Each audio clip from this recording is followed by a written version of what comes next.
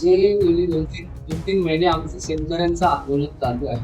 ते आंदोलन मोहित काढण्यासाठी काही लोक त्याला राजकीय स्वरूप देत आहेत आणि राजकीय स्वरूप देऊन कुठेतरी शेतकऱ्यांची दिशाभूल करण्याचा प्रयत्न करतात. तर ते असं न होता हे पूर्णपणे शेतकऱ्यांचं आंदोलन आहे.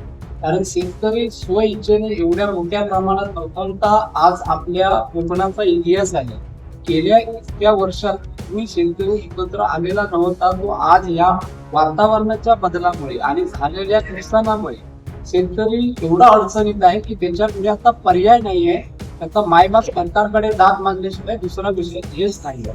तर आता जो काही लोक म्हणजे राजकीय लोक या आंदोलनाला राजकीय स्वरूप देऊन शेतकऱ्यांचं आंदोलन मोडण्याचा प्रयत्न करत आहेत, तर त्यांना मी सांगू इच्छितो की मला वाटतं ब्रिटिश सरकारला एका पंचा आणि काठीचा आधार घेऊन एका व्यक्तीने आंदोलन उभं करून या आपल्या देशातून बाहेर करून लावलं आहे आणि आपला देश स्वतंत्र केला आहे. हा आपल्या भारताचा इतिहास आहे. तिथून पुढे तुम्ही किती बलाढ्य असू दे, जर शेतकऱ्याने एकदा ठरवलं इथे शेतकरी एकत्र आलेलाच आहे आणि येणारा काळच आपल्याला पुढे भविष्य काय असेल ते समजेल.